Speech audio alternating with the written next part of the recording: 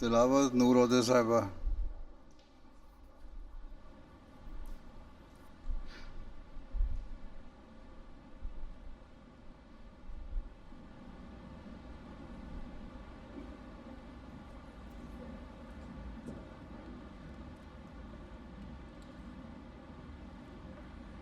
أعوذ بالله من الشيطان الرجيم. بسم الله الرحمن الرحيم.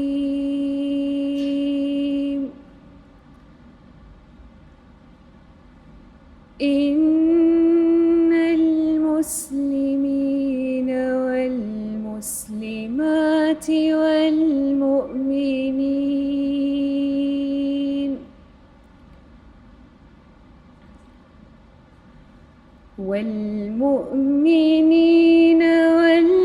والمؤمنات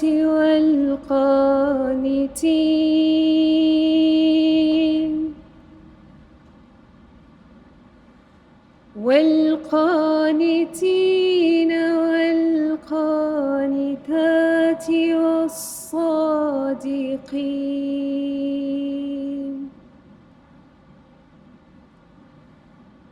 والصادقين والصادقات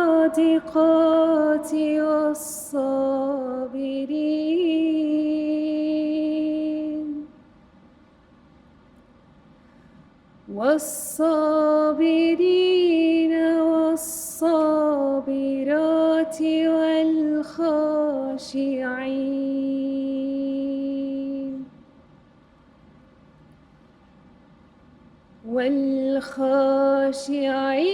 والخاشعين والخاشعات والمتصدقين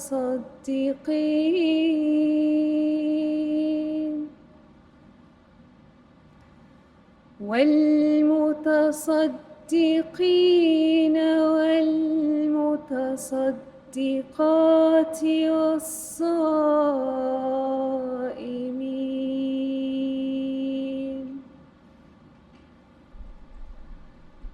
والصائمات والحافظين فروجهم والحافظات والذاكرين الله كثيرا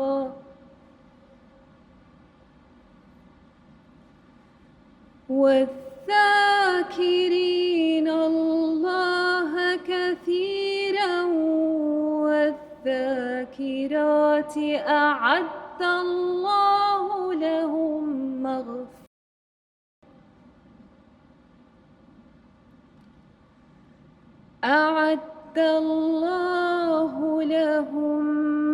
مغفرة وأجرا عظيما.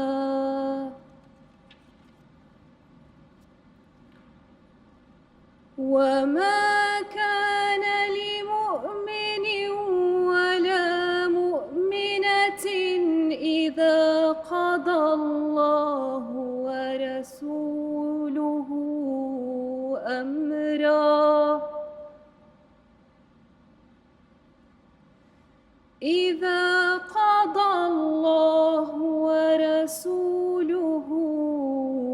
أمرا أن يكون لهم الخيرة من أمرهم ومن يعص الله ورسوله فقد ضل ضلالا مبينا.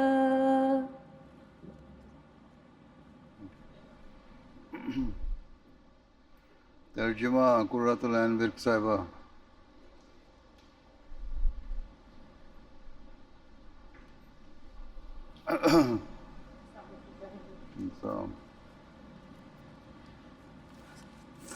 السلام علیکم ورحمۃ اللہ۔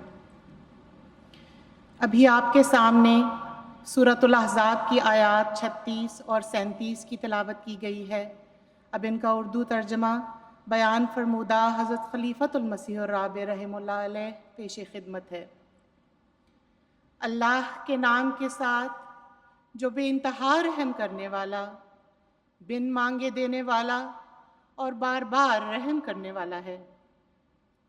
یقیناً مسلمان مرد اور مسلمان عورتیں اور مومن مرد اور مومن عورتیں اور فرما بردار مرد اور فرما بردار عورتیں اور سچے مرد اور سچی عورتیں اور صبر کرنے والے مرد اور صبر کرنے والی عورتیں اور عاجزی کرنے والے مرد اور عاجزی کرنے والی عورتیں اور صدقہ کرنے والے مرد اور صدقہ کرنے والی عورتیں اور روزہ رکھنے والے مرد اور روزہ رکھنے والی عورتیں اور اپنی شرمگاہوں کی حفاظت کرنے والے مرد اور حفاظت کرنے والی عورتیں اور اللہ کو کثرت سے یاد کرنے والے مرد اور کثرت سے یاد کرنے والی عورتیں۔